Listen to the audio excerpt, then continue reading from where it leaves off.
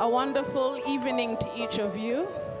I stand here honored to serve as your host for this phenomenal book launch, One Drop at a Time. As we begin, may I please invite our dear niece, Randy Karangizi, to lead us in a word of prayer. Let's humble ourselves. Thank you. Thank you. Good afternoon. Let us pray. Yeah, Father, we thank you for bringing us today here for this special occasion to celebrate the launch of Auntie Flora's book, One Drop at a Time. We thank you for everything that's gone into putting this book together, for all the people that have helped, and for all the people who have been part of her story. We thank you for Auntie Flora's life. We thank you for all the seasons that she's been through, for all the challenges and victories, and the resilience that she has had to endure to get to where she is. We thank you for her life, and we want to celebrate her today as we celebrate the book. We just pray, Lord, that everyone who reads the book will be inspired and encouraged by the words in it, Lord. And I pray that it would spread far and wide, that many people would read it, that people would share it with one another. Yes, and we trust you and honor you, Lord. We praise you for this day. We pray that you would, for everyone who is here, friends, family, colleagues, thank you for gathering people together. I just pray that you'll bless the rest of this evening, that you'd bless everyone here, that the rest of the event would be a success. In your most holy and wonderful name we pray. Amen. Thank you so much, Randy. Today is the last day of April, which means tomorrow is a public holiday. You're invited to spend the entire night with us. The ushers will continue serving you light refreshments, snacks and drinks. There is a dinner afterwards. We are not letting you go until you are fully satiated. Once again, you're warmly welcome. My name is Beverly Nambozo Nsengiyumva, and I proudly stand here as your host for this wonderful evening. Our chief guest, our distinguished keynote speakers, our beloved family, brothers, sisters, friends who have traveled from far and near, those who have worked with Florence, who have wonderful stories, I invite each of you. Thank you for honoring this invitation, and I stand on that distinguished protocol. When you read a life-changing biography like One Drop at a Time, your life also changes. When you read it, you'll travel all over the world. Kinshasa, Nairobi, Haiti, New York, everywhere. You'll do all of that, your life and your heart will change. Make sure you buy your copy. The sales table are outside by Mahiri. We're going to start this event, if you'll follow the program, with 2 readings from the book. So please get your autographed copy, because I know the books are autographed for each of you. Please get your autographed copy, and I'll welcome our beloved niece and nephew to start with the readings. Let me welcome Polycarp Mugume first, and then Phyllis Katembwe.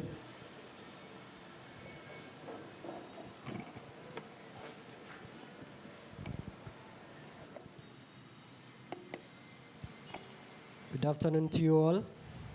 We're happy to see you all by my auntie's book launch. I'll be reading from the book One Drop at a Time by Florence Ruzhwenjibwa Kiwana. I'm reading from chapter 3, page 51 to 53. The title is Education, Growing Up, and Christianity. Education was highly valued in my family, and excelling academically was, of course, a priority. My parents had been exceptionally brilliant. They had risen from humble beginnings through sheer dedication to learning, and life had rewarded them for their diligence. They shared the same conviction. The surest way to succeed in life was through a solid education. This belief guided them in raising us, and they made certain that all their children had the best of possible opportunities to learn and grow. While their commitment to education was admirable, It also created challenges for me along the way. My educational journey began at Aga Khan Kindergarten, and I loved the school from the very start. Every child enjoys school when it's new, and Aga Khan was a delight. There were colors to play with, new friends to meet, and even the recitations were fun. Bright, colorful, numbers adorned the walls, and the teachers would make funny faces to help us remember what we were learning. It was all so easy. Those early years was simple and joyful. I was young, and my mother was there. At that time, I felt like everything was right. Everything was good. I was genuinely happy.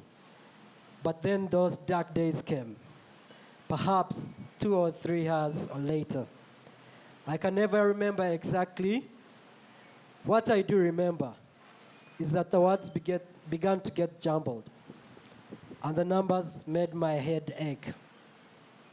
They became hard to understand, difficult to remember, impossible to sum up. It was as if my brain could not hold them, could not make sense of what the teachers were saying. I heard them, but recalling it was a struggle. The colors remained bright and cheerful. It was a struggle. The colors remained bright and cheerful, but the fun had faded. We were all growing up, and though crayons and paints were still there, a new way of measuring ourselves had emerged. Turning to page 53. My classmates began to shine in mathematics and English. New calculations and bigger words turned them into stars in the classroom. I lagged behind. Muchara, my mother, did everything within her power to help me catch up. She spent extra hours with me, going over sums, making sure I understood what I had missed in class. In the brightly colored walls of Aga Khan Kindergarten, I could fill the gap, but it didn't seem like such a big deal that I didn't grasp things as quickly as the others.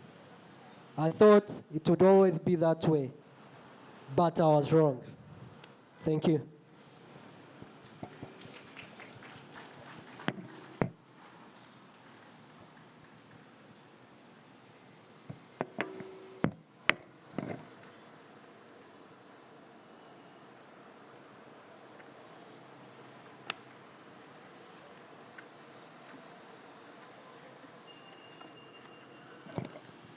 I'll be reading the second excerpt from chapter 8, The United Nations, My World and the Tears. By the 50th interview, I felt my strength failing me. I still remember one of those days, though I cannot recall the exact number, perhaps the 44th interview. I found myself thinking that maybe God was trying to tell me something through all these failures. Maybe it was time to give up. Perhaps I was not meant to join the United Nations at all. Maybe it simply was not my path. I even began to convince myself to stay in consultancy for the rest of my life. I was helping people, and the work paid well. What was not to like? Yet I felt completely beaten down. I had once thought 10 interviews were an impossible number to reach. And here I was at my 50th something interview. I still had not been offered a position, and it felt as though my efforts were in vain. That realization crushed me. Dejected, I went home. I came to understand the blessing of having a good husband during such times, because words cannot fully capture what I felt in that period. Devastated, destroyed, rejected, depressed, and inadequate. I felt like I was back in high school, the only one thing failing while everyone else seemed to have a tutor. I genuinely felt like something was wrong with me. But Sarah, being Sarah, reminded me that nothing was wrong. You do realize, he said on the phone one night, that there are probably many people around the world vying for these jobs, and that the others are going through exactly what you're going through right now. It was sound reasoning, but my broken heart could not care for logic. I continued to sulk. Even though we were miles apart, he always seemed to know when I was down. He knew when I wasn't myself, so he called me every other day that week. Flo, he said on one of his many calls, there is one job and many people. How many people do you think got the job? The answer was obvious. Just one, I replied. Exactly. So there are many who didn't get it. Nothing is wrong with you, my love. Absolutely nothing. But why can't I be the one who got it? Why couldn't it be me? I have been interviewed 54 times, 54. He sighed. I don't know, my love, but one thing I do know is that you will get it. Don't give up on that. My Flo never gives up. Thank you. Thank you so much. Doesn't that just whet your appetite? If you need a book, indicate to an usher and they will buy the book for you. You have 3 seconds to do so. There are enough books for your children, grandchildren, godchildren, and the neighbors. We made sure we printed enough copies. Thank you so much, readers. You may go to your seats. The journey of this book speaks a lot about resilience. When someone sits for 50 interviews, it makes you not want to give up. So if you're applying, keep on applying. It may be the 51st. We thank our author, Mrs. Florence Kiwana, for giving us such insight into the journey of the international space. And she did not travel alone. She traveled with Mr. Sira Kiwana. And I will introduce the family later on. Once again, you're warmly welcome. If you want a book, please let the usher bring it for you. The process of this book started when Florence met a Nigerian seasoned writer called Abioye Omobola. And if you know about writers from Africa, some of the greatest come from Nigeria. Abioye is a creative writer, a poet, spoken word performer. She also deals in children's books, Christian literature. And she says she enjoyed working with Mrs. Kiwana, the author. She said of all the people she has worked with, Florence was one of the most intriguing and inspiring. We're going to share a video testimonial from Abioye. She wasn't able to travel from Nigeria. She's upset that she's not here, but she's so grateful to have been part of this wonderful process. May I ask them to cue the video?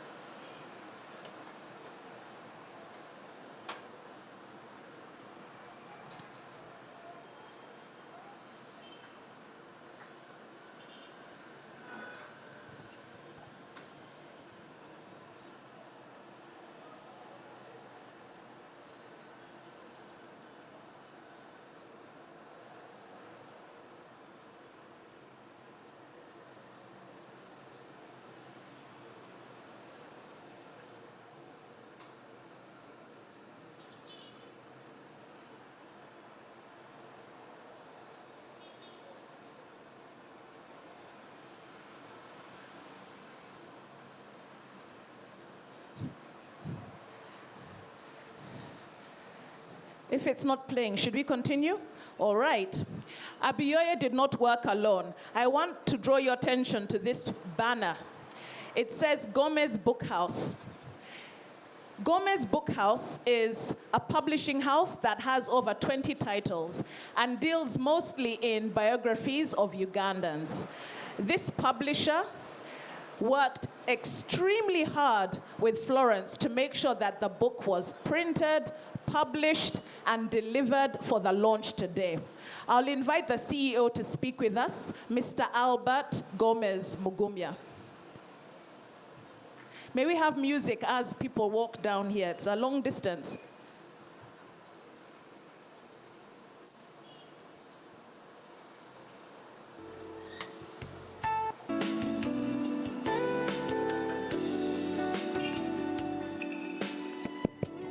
Thank you, Bev. It's the first time I'm hearing the word CEO. God is good, and all the time. My name is Albert Gomez Mugumya. I'm the publisher. Publishers don't talk, we write. So I want, first of all, congratulate Mrs. Kiwana for this milestone. It has a very important message, a message of hope, and a message of resilience. My working with her was not a coincidence. 90 years ago, her grandfather, Reverend Canon Bunyengwide, and my grandfather, Reverend Canon Banyenzachi, worked together. So we are continuing their work. Now, those who have not written your stories, I encourage you to do so. What is not documented is soon forgotten. Next week, we shall be launching the book of Honorable Bagaine. At the end of the month of Mr. Sam Rutega. In 2 months' time, Ambassador Mugume, and many others. So please document your stories. Once again, Florence, congratulations. Thank you. Thank you. Albert forgot to mention that I'm also a writer and is looking forward to working closely with me. Thank you, Albert. As we continue with the program, you may know that Mrs. Kiwana has quite a fascinating and memorable background. She is the only girl amongst 6 brothers. Now you know where she gets her resilience from. And some of the brothers are here. Her mother was the first African teacher at Norman Godino, which some of us know as Buganda Road. Her mother was also a lay canon and used to lay hands on her before Florence traveled on her trips. Her father was also highly instrumental in her life, and we thank God for them. May we please clap for them? It's always great to honor those who are part of the family tree because we are the fruit of that family tree, especially when it's been watered well. And we can see that this family tree was watered well. Her name, which I've been practicing 221 times, Mrs. Florence Ruzhwenjibwa Kiwana Lugolobi. Every nephew and niece has been training me on how to say that name properly. I'm not here to talk so much about the family, but I'll invite a brother who knows much more and is here to share with us as someone who was closely grew up with Florence and who knows much more. Please join me in welcoming Mr. Martin Munanura.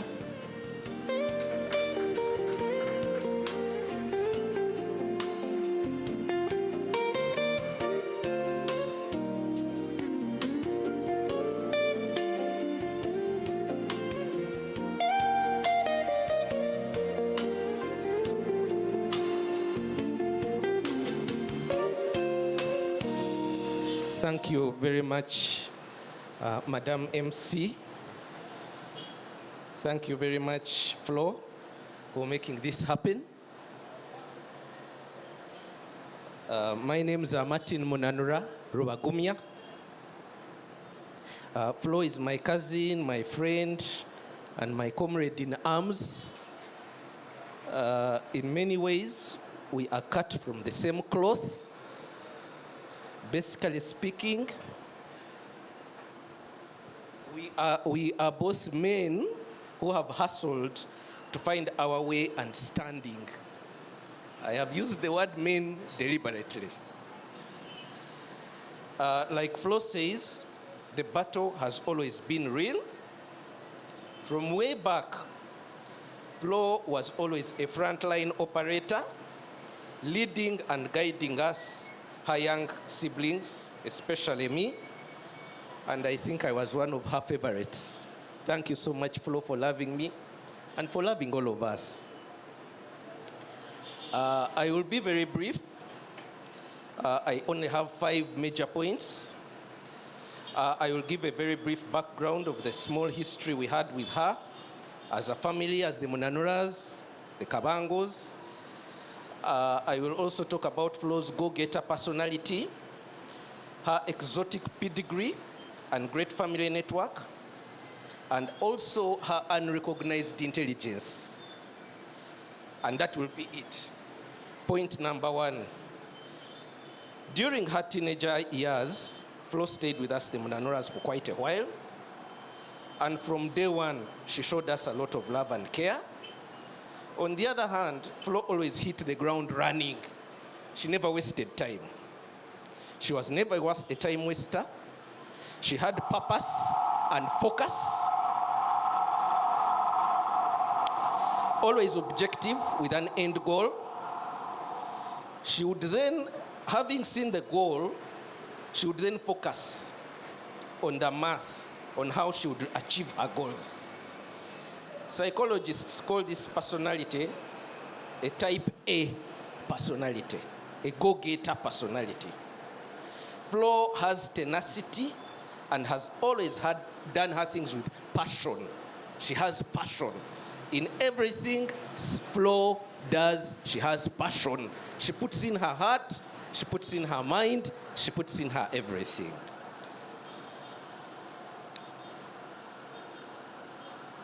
For Flo, she does not even wait. When her plan is to be executed, she does it instantly. If a lab technician checked on Flo's blood, she will tell you laziness is missing. Laziness is missing. It's not there. Nani mbiha omuntu ayoreze omukono ngumati nwabiha. Flo taine laziness. Nakoreraho buli kimwe nakikora n'amaani nakitaho omutima twena ntukimanya. Talking about Flo's book, me and my father pointed out an interesting fact. Flo, being an only girl amongst the hardest men in Uganda, especially Uncle Francis Kaziduchi, the hardest men in Uganda positively impacted on her. She always had to fight her way through. This is what produced Miracle Flo. She fought through those hard men, and she always stood her ground, and she always emerged and conquered, and she continued conquering. She eventually became a go-getter amongst go-getters. Number 3, you can't have such achievers as the Ruzhwenjibwas and not give honorable mention of their parents, like Madame MC said. Uncle Polycarp, who happened to be my godfather, and Auntie Flo.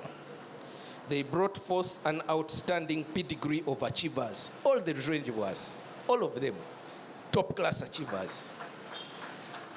And that, of course, comes from the pedigree of their father and mother. My godfather passed away when I was still young, but I remember a few things about him. He was God-fearing. He was balanced and very composed.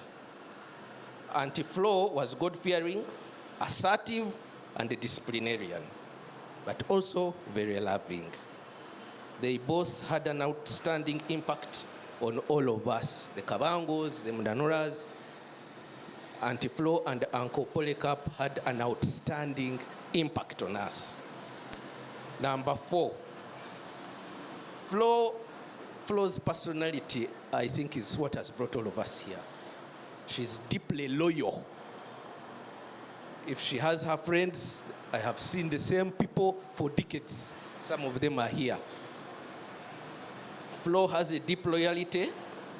She has had the same friends for decades. If Flo is with you, that is it. for good and for worse. This has given her a most stable family. I have seen the triplets here. I've seen Uncle Sira here. A very outstanding family. And this is because of Flo.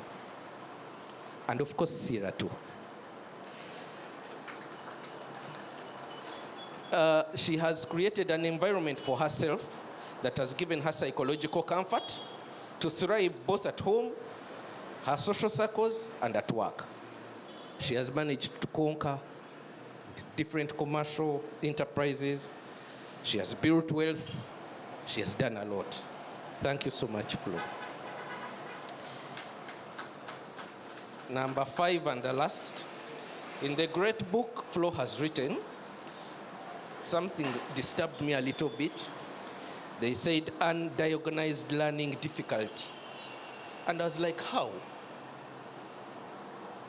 Me, I am tempted to think undiagnosed special intelligence. Because this is what we are seeing from day one.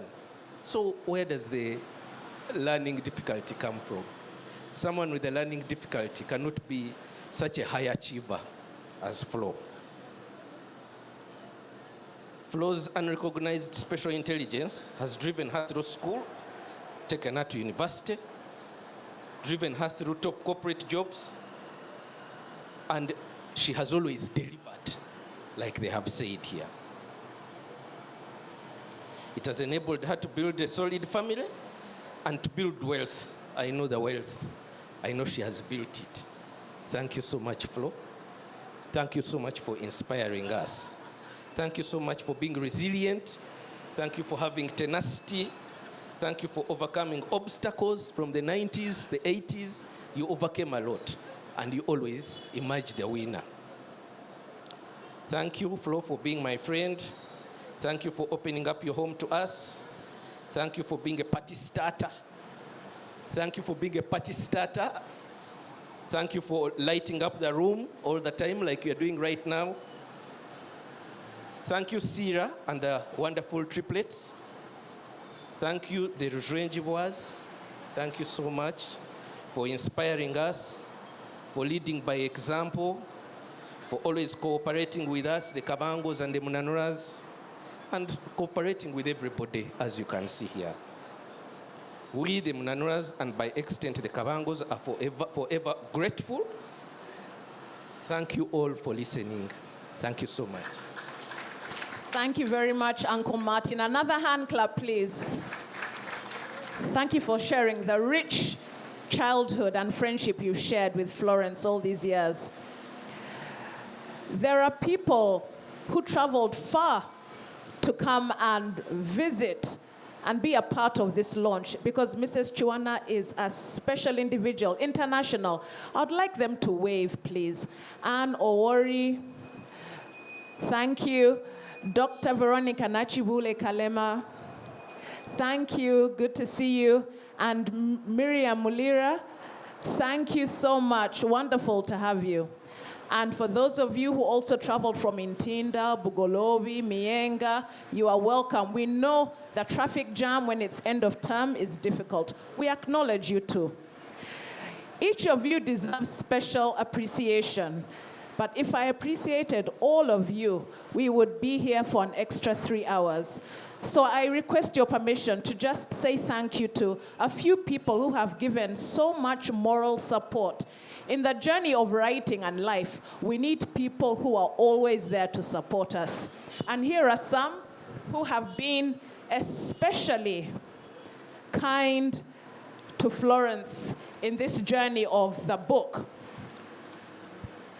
I would like to recognize someone who is unable to come, Justice Kasivayo. And then a dear niece, Annette. I don't know if Annette is here.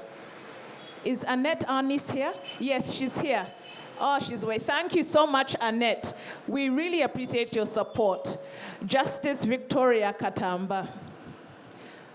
We need as much moral support as possible. Justice Victoria Katamba and Justice Victoria Luswata. Ambassador James Mugume. Thank you. We honor you, and we know that Ambassador Mugume also has a book in the pipeline. There are special guests and aunties who are here as well. I would like to mention each of you. I know you're special. I have sat with Auntie Florence for hours, and she's talked about each of the guests who are here. I would like to recognize Mrs. Margaret Luswata, Mrs. Sarah Mulwana. Thank you. Thank you. It's also nice to see your daughter is here, Barbara, and Mama Joy Mawenu. Thanks to each of them. We need aunties in our lives. Mama Nsubuga. Oh, how wonderful to see you. And you still look 30 years younger. You'll tell us the secret. I hope that our video testimonials are queued up. We're going to have them after our first keynote speaker. And I'll tell you, there are some people who have such a special presence. When I went to greet the keynote speaker, there was an aura of elegance around her. And I had to greet and reach out. When she told me her name, have you ever fainted in front of a star? Because her aura and her presence is so special. Our first keynote speaker has led a life dedicated to international service over the years. She has worked at UNEP in Nairobi, and her last service was in Kingston, Jamaica, until she finally retired in Rwanda. When we have people of such prolific presence, we are blessed. Please welcome with me, Alexandra Karekaho.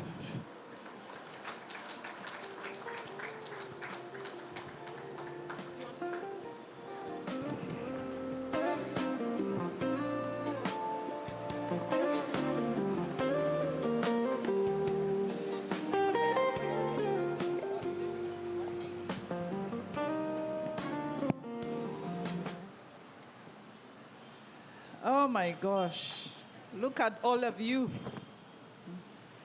You all look lovely. But I must say that Martin, I think, hacked into my computer and stole some pointers that I wanted to say. Anyhow, good evening, dear friends, dear family, and all protocol observed. Thank you for honoring this invite to celebrate Florence and the launch of her memoir, One Drop at a Time. It is truly wonderful to see all of you, familiar faces gathered here for this special occasion. As she told you, my name is Alexandra Karekaho. But many of you know me as Alex or Kanks. Florence, where are you? I want to start by thanking you for honoring me to be a keynote speaker. One of the keynote speakers, I have here my sister, younger sister, Miria, as the keynote speaker. Yes, Miria, you're younger than me, in case you didn't know. Florence is not only my cousin, she's someone I consider as a little sister and a dear friend. I have had the privilege of witnessing parts of her journey, and it is a joy to share a glimpse of her story with you this evening. I've been given only 5 minutes, but I don't think I can do justice really to Flo in just 5 minutes. So you bear with me if I go a little beyond. My remarks are in two parts. One about Florence, the person, and then about the memoir she has so courageously written. Florence has so many names: Flo, Nalongo, Trilongo, Kakazi, Chinyanyabojo, and I think that says something special. People who gather many names also gather people, they gather relationships and love. Florence has that gift. She connects deeply and leaves an impression wherever she goes. Some of us in our big family, we also affectionately call her Florence, don't kill me, but Hurricane or Chizungirizi. Because Florence does not simply enter a room. You know how she walks into a room and then she commands your attention. She brings energy, warmth, laughter, and a presence that draws you into her orbit. You want to be around her all the time. One of her dear friends who's here, I believe, said Flor is addictive. You want more of her all the time. But beyond that vibrant spirit is something even more powerful, her determination. I remember Florence as a young girl growing up in Nyonyi Gardens in Kololo. We lived just a few blocks away on what is now called Malcolm X Avenue. So we used to visit her home when she was this tiny little girl trying to stay afloat. Stephen, you're looking at me. Among the cheeky brothers.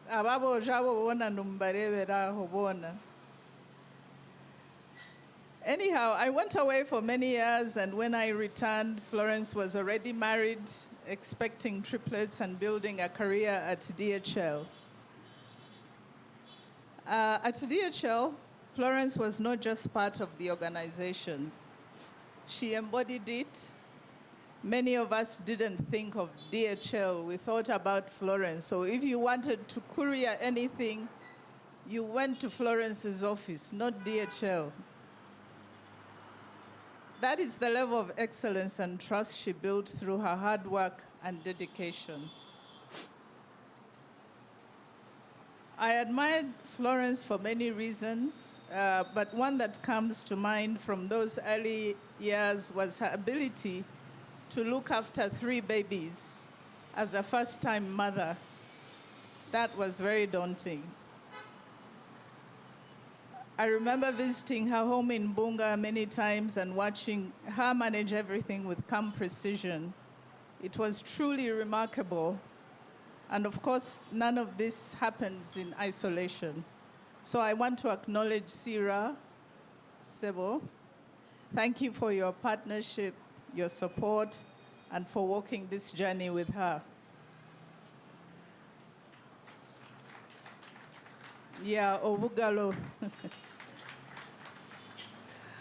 Florence's journey then took her even further to the United Nations, where she built an international career that led her to some of the most dangerous places in the world: South Sudan, Congo, Haiti, among others. These were not easy assignments. They required courage, sacrifice, and a deep sense of purpose. And Florence embraced them fully. But what makes her story truly powerful is not just where she has been, it is what she has overcome. From an early age, Florence faced challenges with learning what we now understand as dyslexia. Imagine being a young girl in a classroom where words do not make sense, where your abilities are misunderstood, and where your potential is not fully seen. That experience could have limited her, but instead, it shaped her. Florence refused to be defined by those challenges. She found her own path, built her confidence step by step, and proved that what may seem like a limitation can become a source of strength. She went from struggling with reading to serving as an international civil servant and now becoming an author. That is not just success, it is transformation. And by the way, Flo is among some of the most notable, famous people who overcame this learning disability. In case you didn't know, Albert Einstein, Richard Branson, Agatha Christie, George Washington, the first American president. So Flo, you're not alone in that area. So what I admire her most is her honesty. In One Drop at a Time, Florence does not shy away from the difficult parts of her journey. She writes openly about her struggles, her growth, and her relationships with her parents, relatives, friends, schoolmates. Some of the most poignant and moving parts of this book are about understanding, healing, and coming into one's own. It reminds us that the greatest journey are often internal. This memoir also highlights something we do not always talk about: the cost of pursuing a calling. There's a unique silence in being far away from home, serving in difficult places while your children grow up miles away. That kind of life requires strength, not only from Florence, but from her entire family. So to Sarah, Mark, Alistair, Guerra, I see you, you are not listening. This story belongs to you as well. Your love and support are an essential part of this journey. And by the way, Sarah is also an author. In case you didn't know, Sarah has a book. I think I'm allowed to plug another book since it is in the same family, right? If you have not read this book, it's called Uganda Affairs. You should read it. It is a must read. It's a thriller, it's funny, it is sad, and insightful. It is set in the brutal and murderous times of Idi Amin of the 1970s. So what does One Drop at a Time really, what is it about? What is her book about? As others have said, and as well as Gomez, it's about perseverance, it's about courage, it's about redefining what is possible, but above all, it is about hope. Hope for anyone who has ever felt different, hope for anyone who has struggled to fit into systems that did not understand them, and hope for young people who are still finding their way. Florence did not write this book simply to tell her story. She wrote it to open a door for someone else, to say you're capable, to say your journey matters, to say your challenges do not limit you. They can shape your greatest strength. So as we celebrate tonight, I encourage all of you not only to applaud Florence, but to read her story, to share it, and to carry its message forward, because the world needs more stories like this. Stories that remind us that no wall is too high, stories that no challenge is final, and that step by step, one drop at a time, we can become more than we ever imagined. Flo, Tinyanya Bojo, I'm incredibly proud of you. Thank you for your courage, your honesty, and for sharing your journey with us. To Flo again, I was going to propose a toast, but our publisher said I should wait until almost the end. So thank you for listening to me. Thank you so much. A louder hand clap, please. This was not a speech for today. It was a speech of history and herstory. A louder clap as our first keynote speaker goes to her seat. Thank you. If you know a bit about the journey of Mrs. Kiwana, her story did not begin at the UN. It began when she worked with DHL. When it was launched in Uganda, she was one of the first administrators. And because of her excellence, her diligence, she met some of the top clients. And that is how she was connected to the UN. Let's clap for that. If you believe in hard work, please buy a book. Ushers, there are many here who would like to buy books. We have our dear usher behind there. There are many ushers who have so many books for you to buy. Please make sure you do. They will make sure it's at your table. As our program continues, we have more video testimonials. Mrs. Kiwana lived a rich life while in the UN for over 2 decades. Imagine being called to one of the most emergent crises in Haiti. While you're doing that, you're also raising your children. While you're doing that, you're also communicating with your dear, faithful husband, who is part of the journey with you. Because you cannot work with such excellence if you do not have a great friend and partner by your side. May we clap for Mr. Sira Kiwana. May we clap for Mr. Sira Kiwana.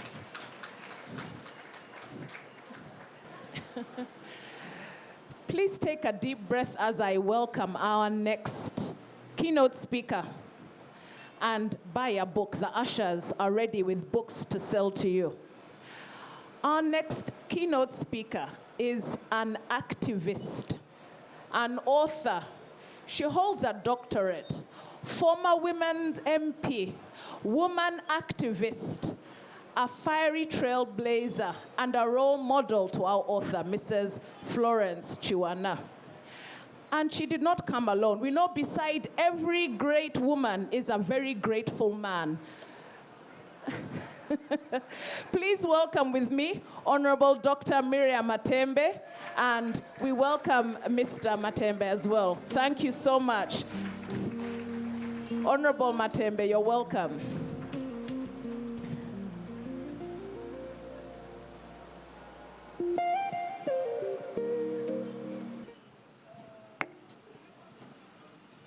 Praise the Lord. For sure, when you have the opportunity to stand here and see this audience, you certainly praise the Lord for our daughter, our sister, our niece, our friend, for bringing us here.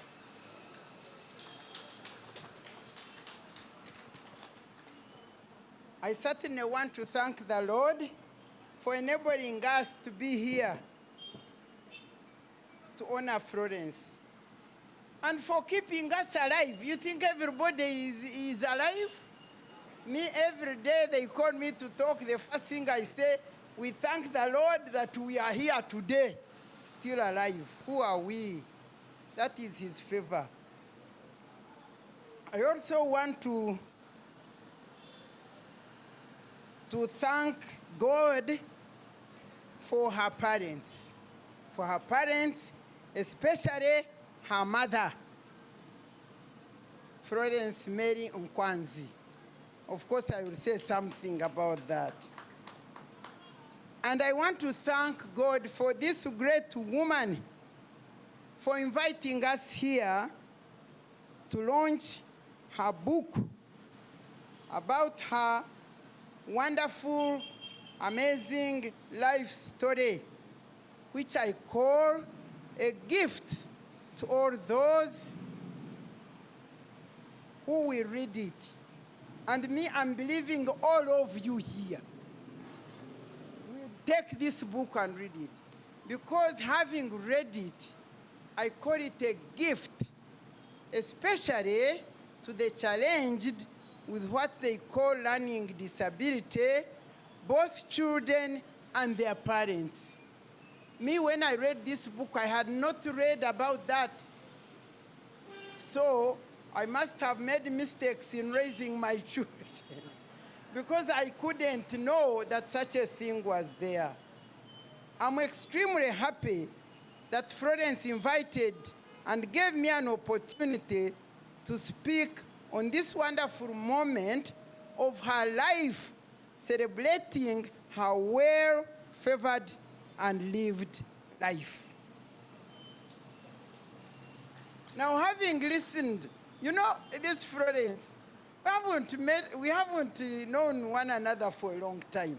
But of course, the family of the Ruzhwenjibwa, by the way, I want to thank you for bringing this Banyakashari here. You know, I was looking forward to say, now I'm going to see my people, I'm going to see, you know, you are not mine, but we are one another's people. Because with this modern technology, do we see one another? You clap for her. Now, for me, honestly, I'm seeing this mama. I was so excited to see her. After such a long time, Florence, even for that alone, we thank you and give you praise.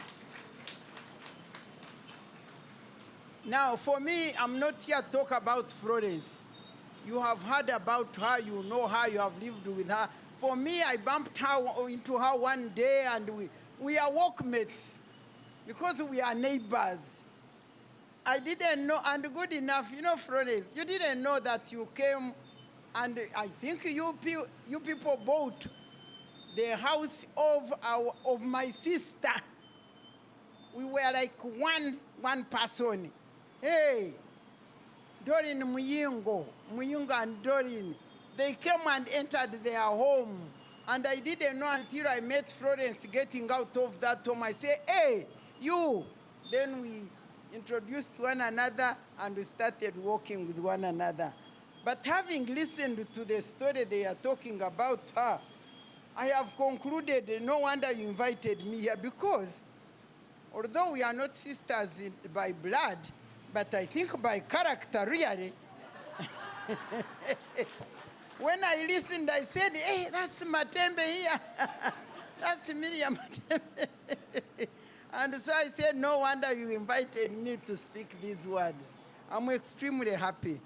Now I'm so grateful to her mother, the late Florence Nkwanzi, a godly woman I wish to describe as an unsung heroine.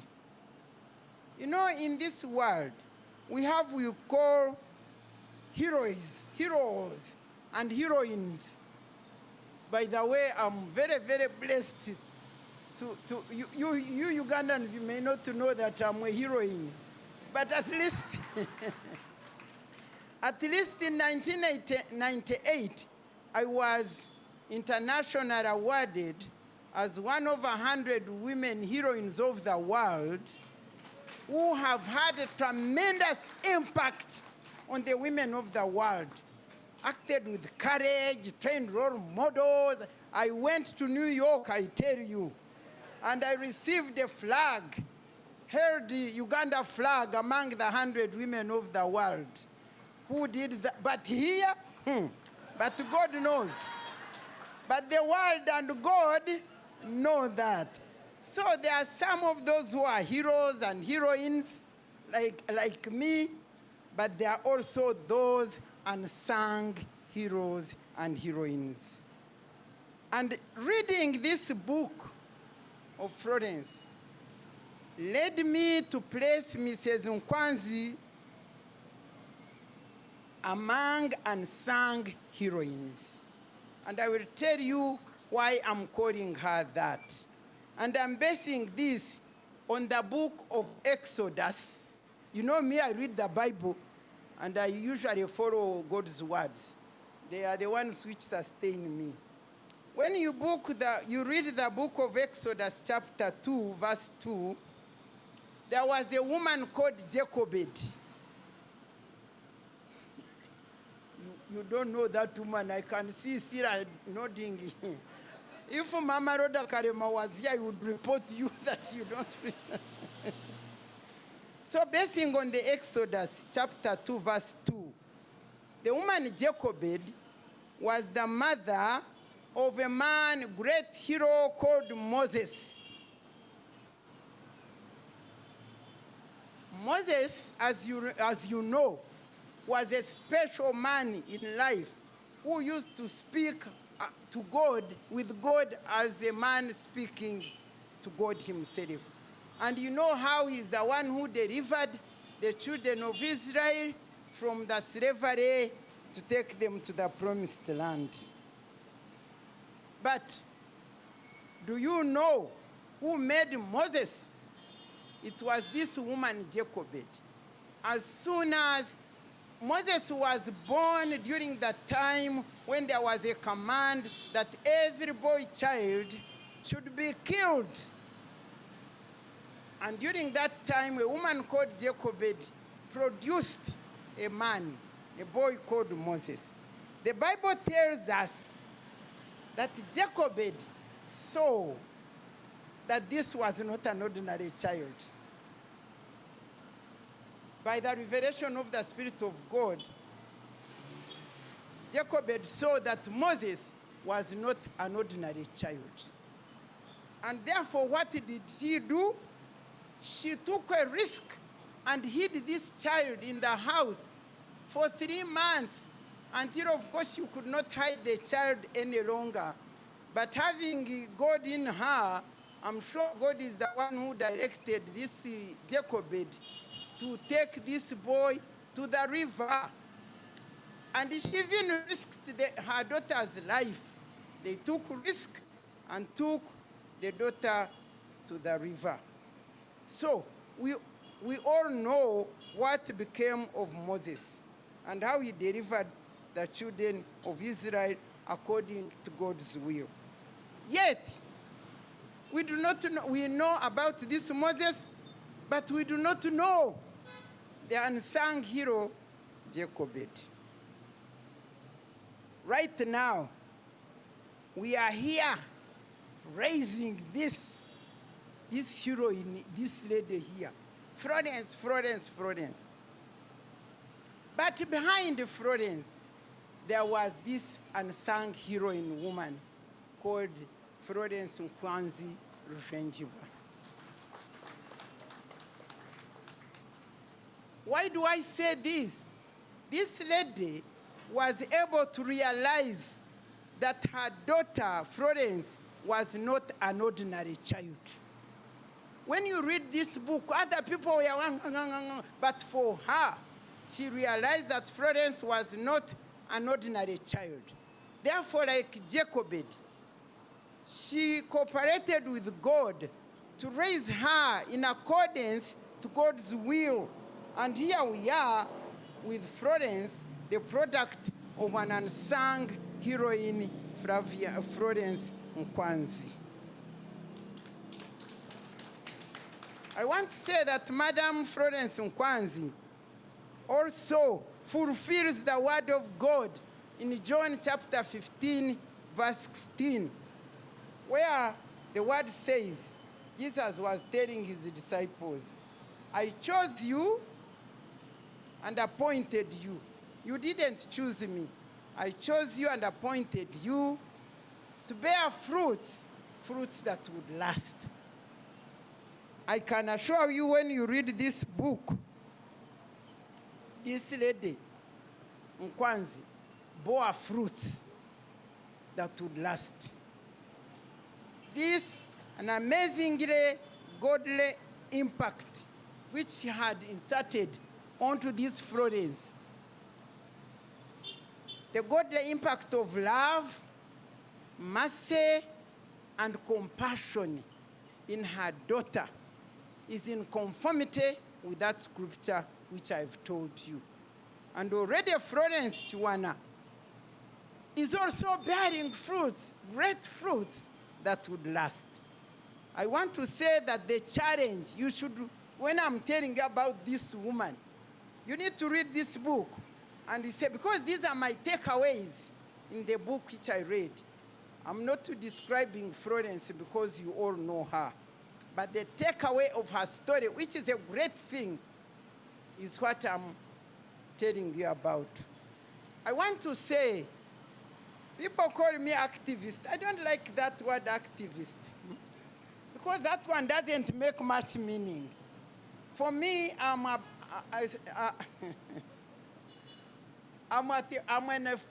fighter for equality, justice, and fairness in accordance with God's will. Because as you know, justice and righteousness are the foundations of God's throne. So when you violate those, then I come out, like that.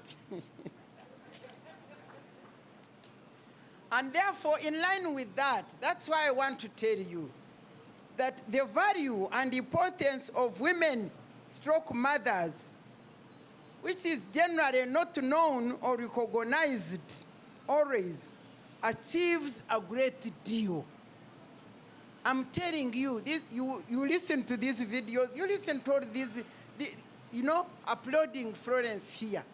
But without that mother, I'm telling you, and by the way, you whom she delivered, you need to know that when your father passed on, you 6 guys, you think it was easy to make you responsible and to go in the right direction. She was a great heroine, I'm telling you, unsung heroine, to manage alone without a husband. 6 guys, proud and all that kind of thing. And then the other fiery girl.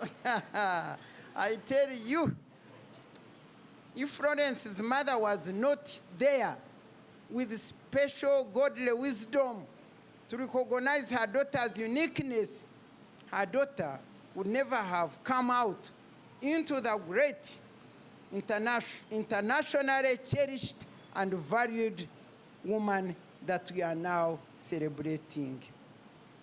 So what do I say now at this point? My call to the current mothers, I don't know how many do we have. I see all grand people here. Do we have, are we having only grandmothers and grand whatever?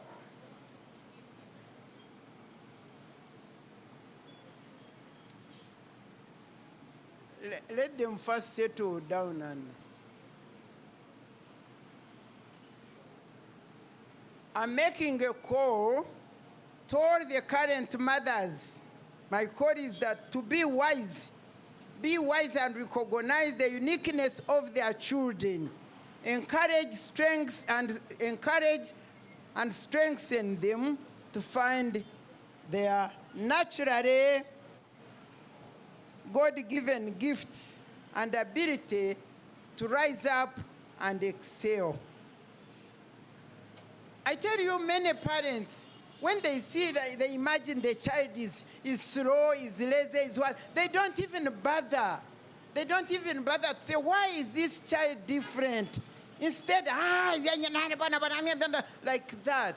We need to behave like Jacobed and like Mama Florence Nkwanzi, who look at the baby and say, well, this is what God gave me. What is it?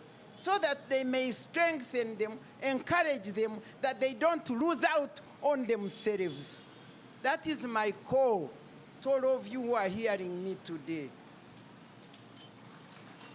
You know, one may not be bright in a classroom, but may be bright in their specific God-given areas. As Florence says in her book, one's uniqueness will matter more than a paper certificate. And I'm telling you, her life story is total evidence of that. You may see me in class, I'm like that, but I have other God-given abilities and talents. And given an opportunity, I would exercise them. And those people with PhD, Dr. you may find they are nothing, while somebody without a certificate is doing great work like she was doing. Being head human resource and everybody, you can see how they are praising her. The book has opened my eyes as a parent. So I have found out that we parents tend to focus on academic intelligence and neglect other forms of intelligence, such as emotional, artistic, etc. I see many parents when they see a girl or a woman starts to sing and she must be a lawyer, she must be an engineer, she must be a doctor, but are you the one who created her? I mean, God who created her, you know the story in the Bible again tells us that to one God gave 1 talent, to another gave 2, to another 5, each according to their abilities. But for us, some of us want to fix our abilities onto our children. I'm a doctor, I want my child to be a doctor. Come on. Let these people be free. Every area was given to us by God, and specific individuals excel in them. We are all gifted differently, and what matters is finding one's purpose and unique gifts and embrace them with courage, confidence, persistence, and resilience in order to shine bright and excel like Florence has done. Please, Mima, I beg you, you see me giving you this after reading the book. That is the message God gave me to give you. And that's why my appeal to all parents is to stop seeing your children, by the way, and your grandchildren, because we have grandchildren, only through academic lenses. If you do that and you discourage them, you know, they lose out, and yet God has a purpose for them.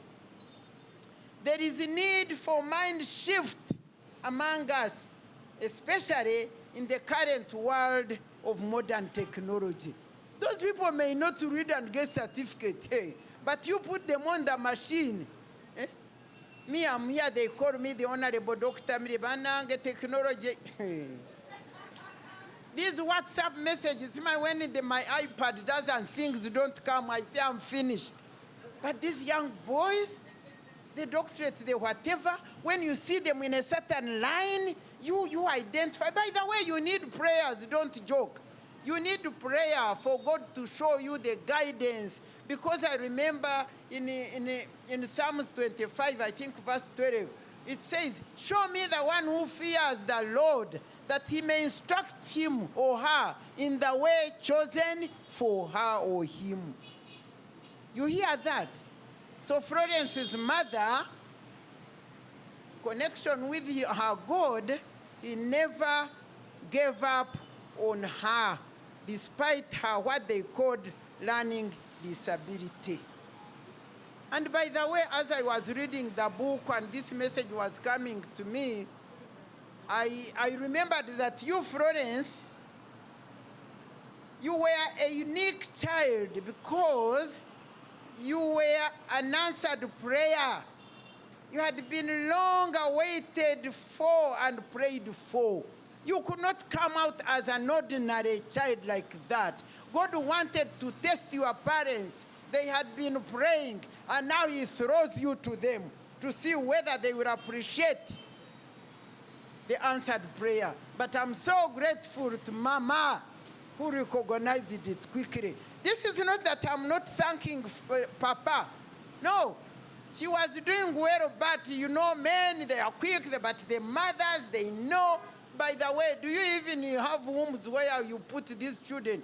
Children connect with us very well. We breast them for you are like machines.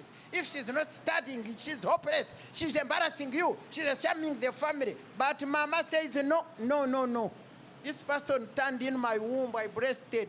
So she was tenacious, she held on to.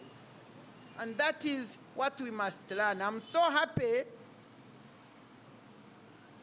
with Madam Nkwanzi, who was so spiritually led that she could not give up on her answered prayer. She kept, I think, talking to God, talking. Other people, when they pray, they can get somebody with one leg. Mukama yanturachima. If she has given you that, then you better cooperate with God and you remove much. Incidentally, I want to say that lack of academic intelligence has never hindered women from doing great things in this world.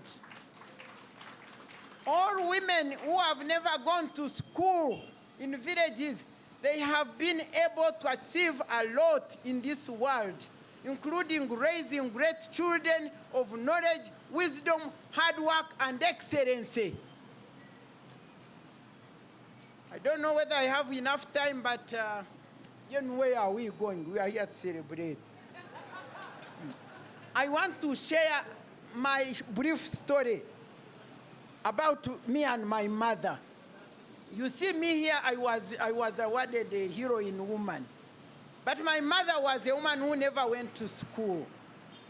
But because of those things of discrimination, especially that time during my time, when girls were considered as not anything at all, I tell you, we have fought. I thank the Lord. Oh, no. For me, God, when I go to heaven, I don't know what I will do with him. I will thank him for how far he has brought women. During my time, we were born with 9 children, 4 girls and 5 boys. And my story is compared to the boy whom I was coming after. My father, I would say my father, because my mother had no right to take decisions in sending us to school, but my father sent all of us to school. But even when, and he was a peasant, poor peasant, but even when he sent us to school, I experienced discrimination, very serious discrimination. Because whenever there would be no school fees, my brother, whom I followed, would get his fees 2 days down the road. Mine would take like 3 weeks or even a month. And yet we were expected to do as well as he was doing. Whenever my mother would be in a market, whether they're sick or what, I would not go to school. In fact, I remember I used to go to school in the afternoon only 2 days.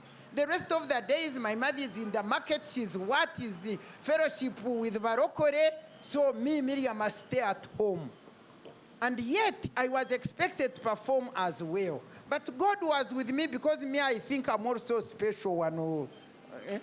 Because he was with me so much that I continued, and I found my brother, he repeated primary 6. Despite all that opportunity, and I found him there. And we went to P7. When we reached P7 and we did final exams, that's when P8 was removed. I got first grade and he got second grade. Imagine, you have repeated, now you have gone with you've got second grade, I have first grade. Of course, those days schools were very few. You couldn't go to senior secondary school. So I went to Weranyanji. And then my brother went to repeat. Now I finished Weranyanji, senior 1. And I got senior 2. Then the results come. My brother, because he is a boy, he has passed. And therefore, I must be withdrawn from Weranyanji Girls Secondary School to give space for a boy because my parents could not have school fees for 2 children in a senior secondary school. And Miriam Matembe was, Miriam Koburunga, not Matembe then. Miriam Koburunga was supposed to be removed from senior 2, and be taken to Kakoba teacher training college, when in fact teacher training college, they were not paying school fees. But I had already made my dream to study and become a lawyer and defend and fight for women and girls. At 9 years, I had made up my mind to do that. And there they are, wanting to kill my dream. Dream killers can be your very parents. So they came, my father sent my mother to come and pick me from the school so that I got started teaching, and the boy would continue with senior secondary school. You people, we have fought. Can you imagine blindness of parents? They cannot see that this girl is bright and she's doing very well. She would rather be supported. But because she's a girl, she must come out to go and be a teacher, and the boy would proceed. You know where that boy stopped? Senior 4 even. But anyway, I'm bringing this to do with my mother. I refused. I told the headmistress I'm not going home.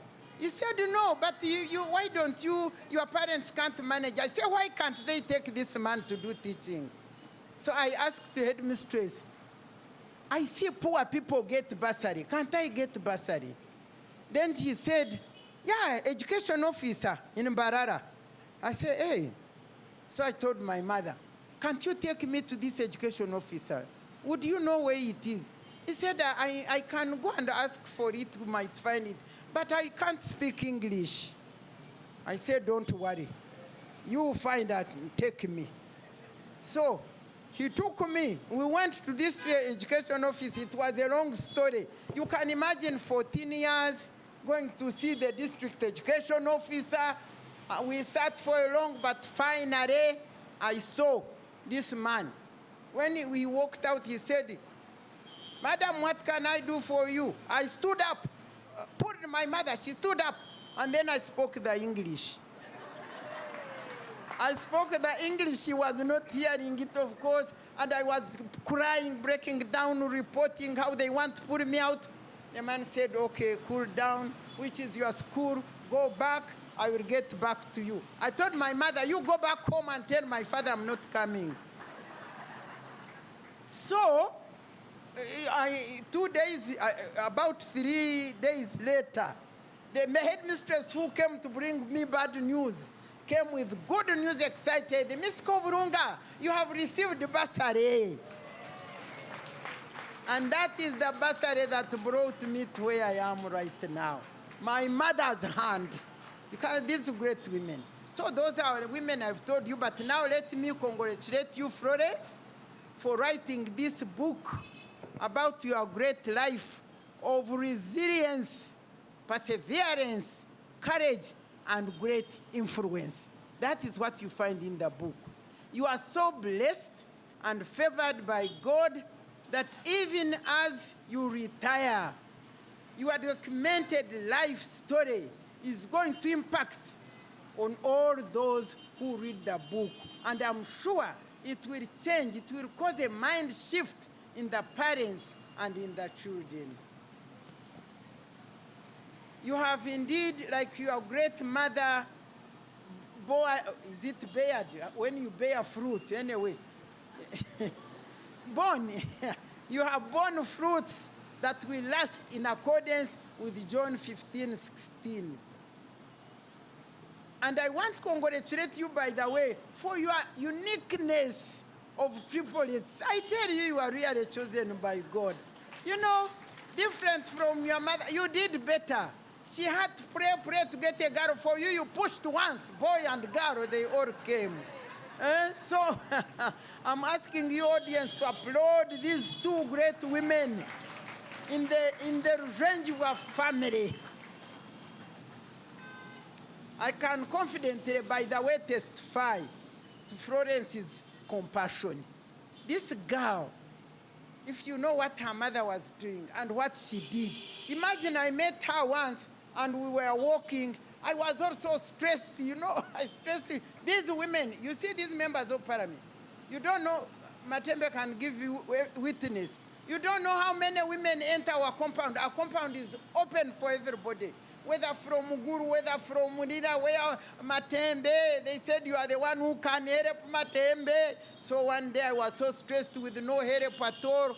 Me, I don't have money, I have my mouth. God sustains me. I fight physically and with mouth, but financially, no. So when I met her, I was sharing her my story. Imagine meeting somebody and you talk. Of course, she told me, Ruzhwenjibwa, I say, Rukoza, oh, Kamuzhwandizi, hey, we are one. And so down the road, I told her there was a woman who was at my place, her husband, people had grabbed the land, her husband had abandoned the hand, she had a crippled child, and yet they were also in the court, and she could not, and I was there stressed, I shared. You have to share your stress, you people. Don't keep it in your mind.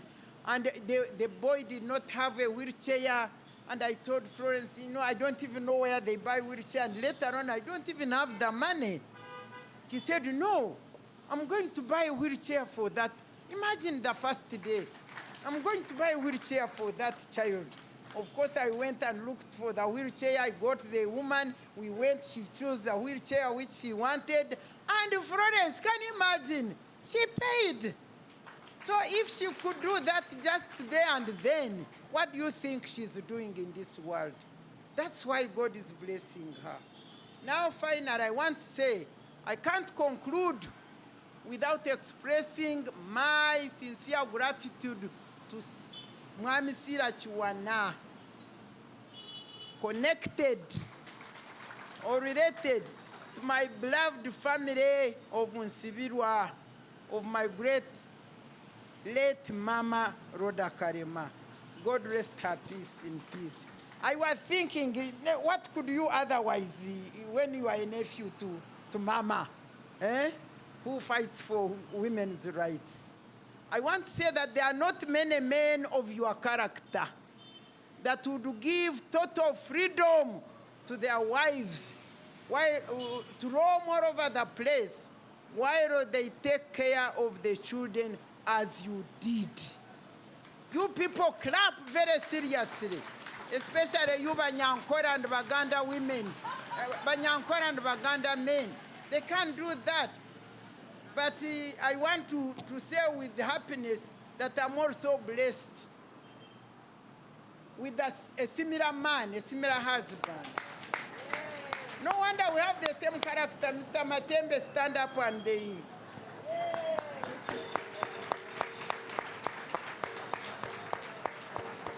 he is like that, I'm telling you.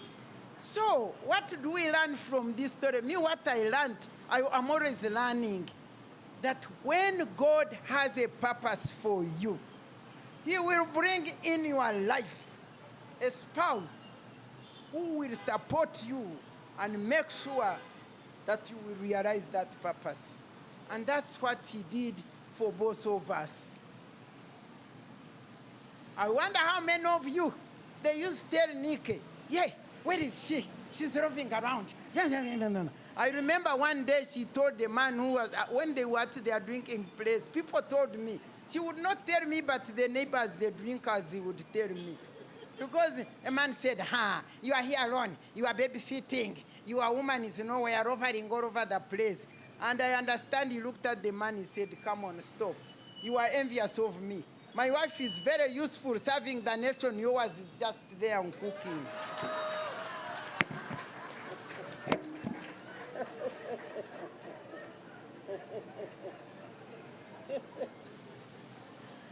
And there was another one who was, he had him actually said, how are you babysitter?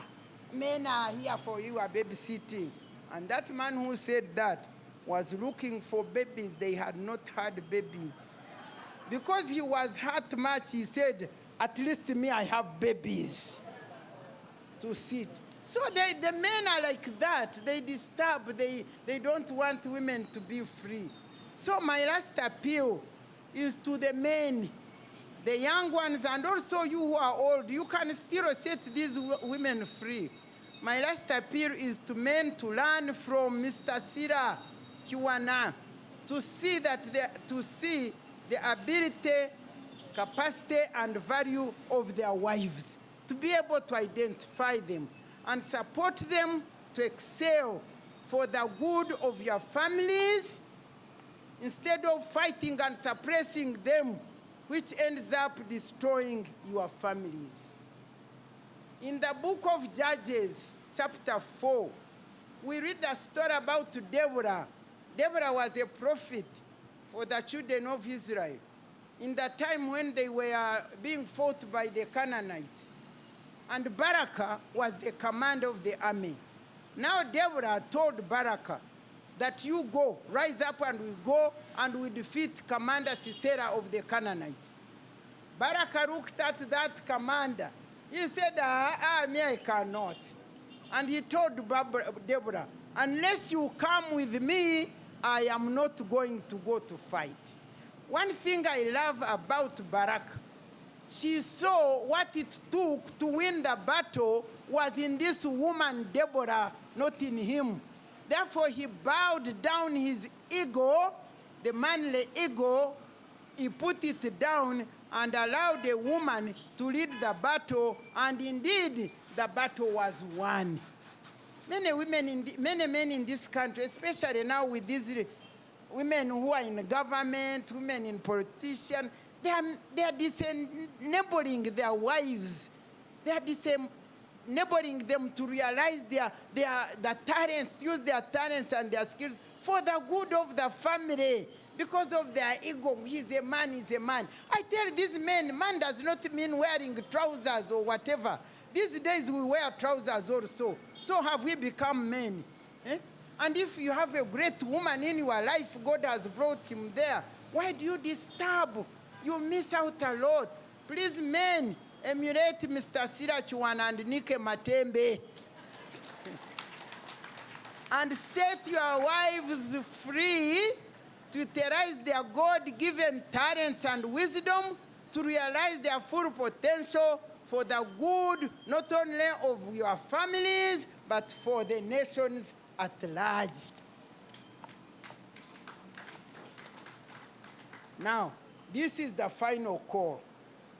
Please, ladies and gentlemen, don't miss out on... Bit chonchi gura sente zingayoko 1,000 eh? 50. Bishabana kuba kubiretire tukabitunda. You think they will remain there on the table? Hello, come on. I'm an author. Ushers, please bring books. Ushers, please bring books for sale. I didn't come here to stand here for nothing. Some of you have man on mobile money. This book is real knowledge, information. I'm telling you, even if you don't have... Ushers, carry books, please, for sale. Walk around with books for sale. 50,000 like this, 50. You know I'm an author. I write. 50 is not even anything at all for books. Go in the bookshop. 50, bring books and they sell to these people. Because I'm telling you, this story is unique, is great. It will impact on your children. Buy for your children even those children who are having challenges. Buy for them. Because when they read, they will start to know who they are. They will get to know. And as I finish, one thing I have learned out of my life experience is that power, confidence, and influence come from a strong sense of identity. And knowing who you are in God gives you that strong sense of identity to be powerful, to be confident, to be influential, and bear fruits that would last. Thank you so much. I congratulate you, Mr. and Mrs. Kiwana. Thank you for this knowledge which you have set out there. I believe it will be influential, bearing fruits that will last forever. I praise the Lord. Thank you for your kind attention. Thank you, Honorable Dr. Miriam Matembe. Thank you so much. A round of applause as she goes to her seat. Thank you, Mr. Matembe, for being such an honorable husband. And we also have 4 boys, by the way. But now we have daughters in love, therefore we are balancing. When our next keynote speaker was addressing us, I made sure I sent the live link to my husband to learn more about being a great husband. Thank you so much. We are indeed honored. As we buy more copies, there are 2 stories I'd like to share about the next segment. We're inviting family and close mentees and friends of Mrs. Kiwana, the author. Firstly, they are parents to triplets, Mr. and Mrs. Kiwana. We have Mark, Guerra, and Alistair. I want it to be known that Alistair is the eldest. I said, by how many seconds are you older? He said, it doesn't matter. He deserves the recognition. Please take note. Secondly, many of you are raised by our dear Judge Janet Mudoe. And she said, since there is no name for parents to triplets, she gave Mr. and Mrs. Kiwana special names, Sabasatu and Nabasatu. Now you know how to address them. Sabasatu and Nabasatu. That was our dear Judge Janet Mudoe, who raised half of you here. I know that for a fact. I'm going to invite the video testimonials, and as I do, may I please call Fiona to come and sit beside me. Fiona, one of the nieces and ushers, please come and sit beside me. Thank you. Did you want to see me broken? bowed head and lowered eyes, shoulders falling down like teardrops, weakened by my soulful cries. They may shoot me with their words, some may cut me with their eyes, you may kill me with the hatefulness, but still, like air, I rise. Out of the huts of history's shame, I rise. Out from a past that's rooted in pain, I rise. I am a black ocean, leaping and wide. Welling and swelling, I bear in the tide. Leaving behind nights of terror and fear, I rise. Into a daybreak that's wondrously clear, I rise. Bringing the gifts that my ancestors gave, I am the dream and the hope of the brave. I rise, I rise, I rise. Thank you. Oh, thank you.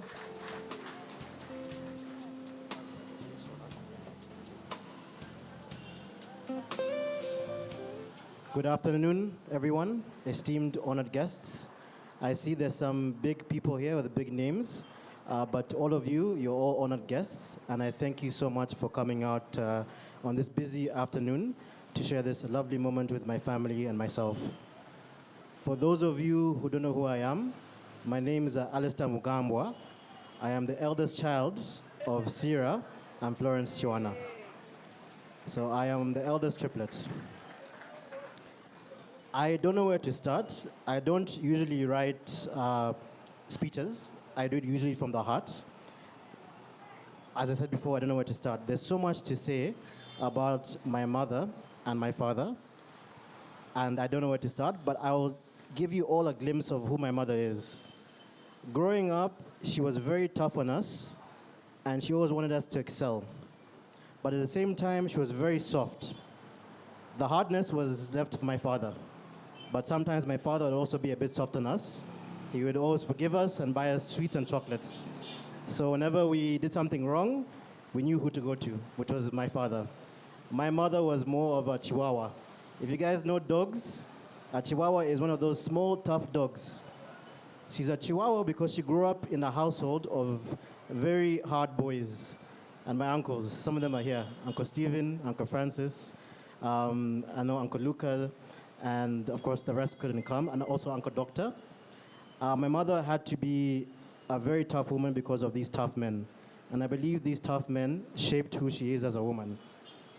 Growing up, we learned from her how to always finish a task, how to always do our best, and how to never give up. And in our lives, all three of us have gone different places. My sister is doing amazing things in fintech. My brother is in logistics, and I myself am in luxury tourism. And our parents would always say, if you want something, you have to go and get it. And that's what I get from my mother and my father. So, Mom, I would always say I love you very much, and you are my first love.